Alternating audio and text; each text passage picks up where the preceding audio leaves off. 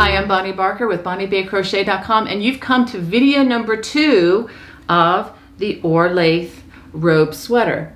Now in this video, we are going to be working on constructing the sleeves, and you need to make 2. Now if you have come to this video first without going to video number 1, please go ahead and go to video number 1, and in that video you will learn how to make the back and the front 2 panels of the sweater. Well, let's just go ahead and dig in and start with video number 2. If you haven't already, please hit that subscribe button, thumbs up if you're enjoying this so far, and hit that notification bell so that you don't miss any more. Let's go ahead and get started. Now we're ready to begin the sleeves, and I'm just going to make an obvious statement here. Make sure you make 2 of these. Okay, we're going to start very much like we did the back and the side panels from the video number 1. We're going to chain. For the size small, we're going to chain 33, but again, make sure that you check the pattern for the number of chains here because each size does have a different number. So I'm going to do my 33 chains.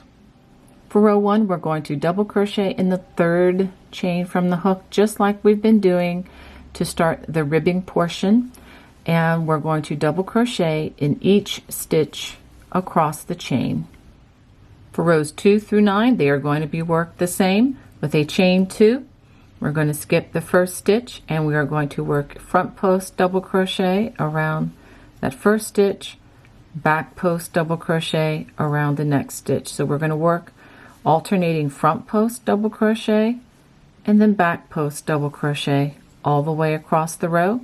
At the end of the row, we are going to work a half double crochet in the chain 2 corner, just the way we did when working the ribbing for the back and the front panels of the sweater. So go ahead and work the next 9 rows, or rows 2 through 9. Now to start row 10, we are going to chain 1, and we're going to start in the next stitch. We're going to skip this first stitch, and we're going to alternate the single crochet, and then in the next stitch, a double crochet, working that 2 stitch or double stitch, single crochet, and then double crochet. So go ahead and work that all the way across the row. This is what you should have after having worked that all the way across the row. Now we're going to turn and we are going to work row 11. Now if you're looking at the book, I'm working in the 2nd column on page 60, and for sizes large and above, you're going to be working rows 11 through 13, which is simply a repeat of what we just did here. So what I am working with now is where it says underneath all sizes, it will say row 11, which is referring to the smaller sizes. And I know this does get confusing, which is why it's important that you mark your pattern with a highlighter so that you know which numbers apply to your size. But I'm going to now begin row 11 for the small, which is row 14 for large and above. And this is our first increase row. So for that row, we're going to chain 1, and I'm going to work 2 stitches actually in this stitch. And I'm going to start with a double crochet and then a single crochet, both worked in that first stitch. And then I'm going to alternate double crochet over the single crochet and then a single crochet over that double crochet as we work all the way across, alternating with this double stitch. Let's make sure we go through all the strands there. So go ahead and work this all the way across until you get to the last stitch. Once you get to the last stitch of this row, go ahead and work a double crochet and a single crochet so that we have an increase on both ends. Now we're going to turn, and for the small size, the row numbers to the far left of the column, which is to the right on page 60, says rows 12 through 16. So that's 12, 13, 14, 15, 16. That's 5 rows are just simply going to be worked in pattern stitch. Okay, so in other words, we're going to chain 1.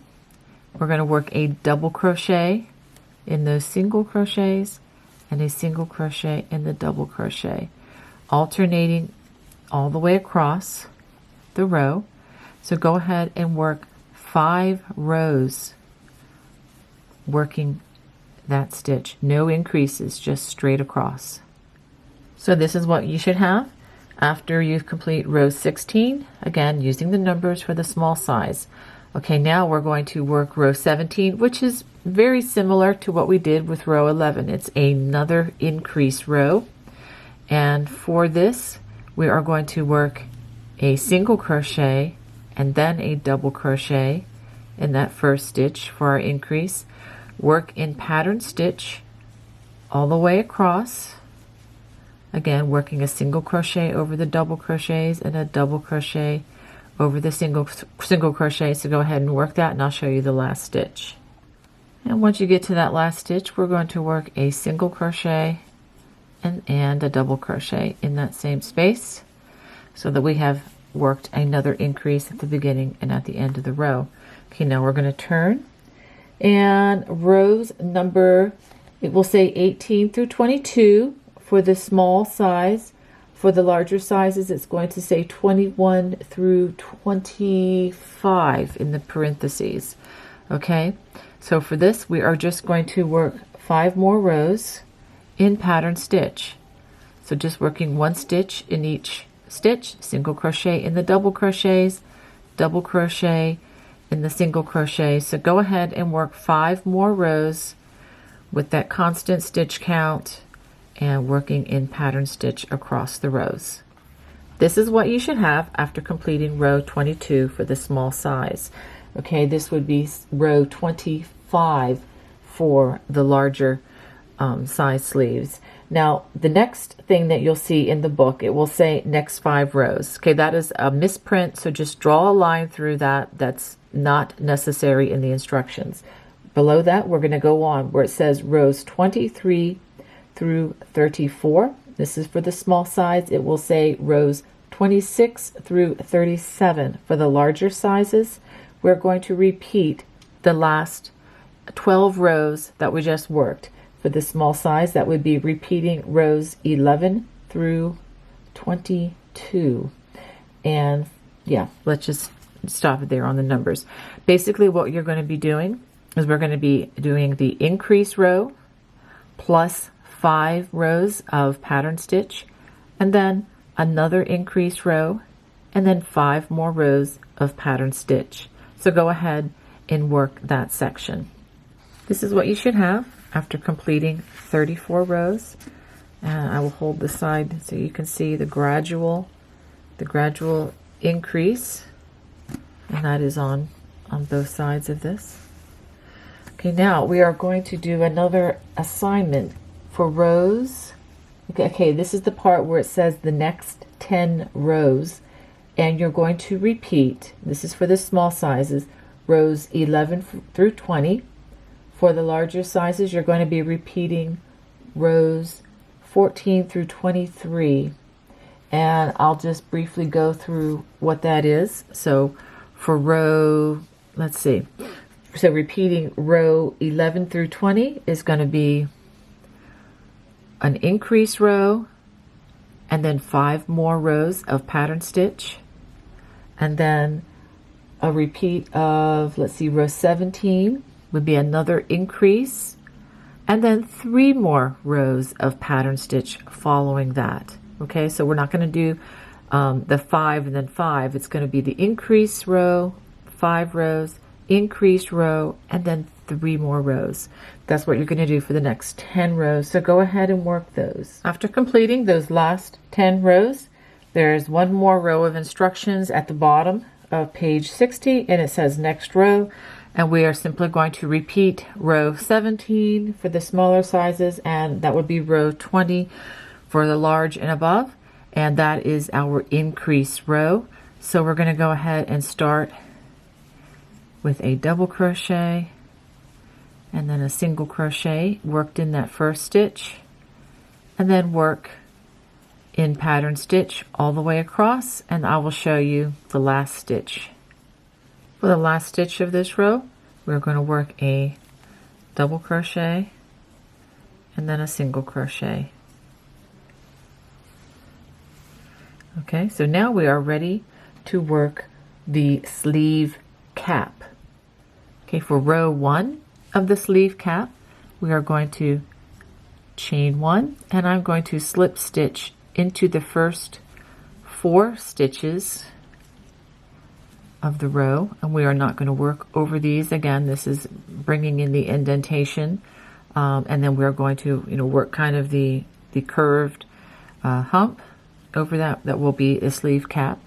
And now we're going to work a double crochet 2 stitches together over the next 2 stitches. It's 1, 2, and I have 3 loops on the hook. Yarn over, pull through all 3 loops. So after we do that, we're going to work in pattern stitch across the row until we get to the last 6 stitches of the row. So go ahead and work in that pattern stitch.